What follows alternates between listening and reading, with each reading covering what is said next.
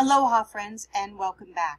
Today I'm going to do a very short video on the difference between MLA and APA form in citation for in-text citation.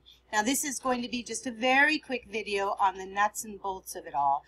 If you need more specific information, long quotes, whether or not you're supposed to be using APA or MLA and all that kind of information, remember to refer back to your institution, which I am sure has many, many resources.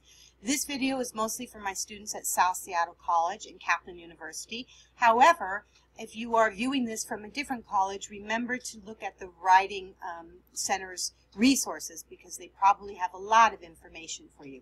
But this information should help as well. All right, so MLA stands for Modern Language Association, and this is a type of citation form that we often find in the humanities. Now, the soft sciences often use APA form, and that's the American Psychological Association. And they have different requirements for their citations. Now, keep in mind, there are tons of different citation forms. If you are in sociology, you have a different citation form. If you are in the hard sciences, you have a different citation form. Even in the arts, there is something called the Chicago citation form, which is kind of a combination between MLA and APA.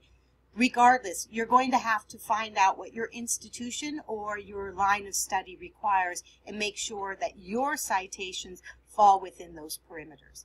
But today we're going to be talking about the Modern Language Association, and you'll find this often used in English departments and other humanities courses.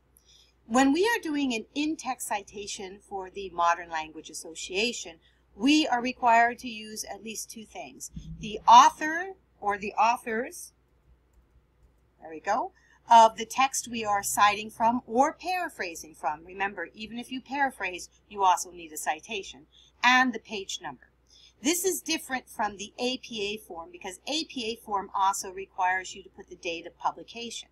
But the MLA form realizes that the date of publication is going to usually appear in your works cited or your bibliography section, so they don't ask you to necessarily put that in your in-text citation. So here is a couple examples of MLA form for citation. I have here a discussion post, or what would look like the beginning of a discussion post for one of my courses that I teach. And I talk about the definition of the humanities, and I follow it up with a quote by the author of the textbook we are using in one of my classes. And this is the quote right here. So what you see is I have the quote, but I end the quote here with the citation, which is Martin, page 1. And that's all the information I need for the MLA form.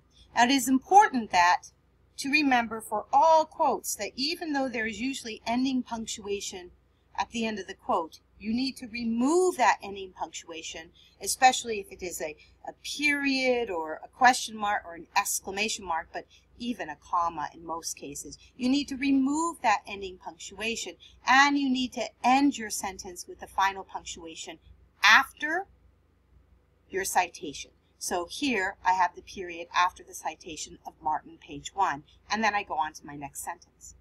As long as you have the author or the author's last name and the page number in the sentence you are doing the citation or the paraphrase, that's all the information you need. So you can do it this way as well. Here's another example of a way where I have the same information, but I've put it in two different places.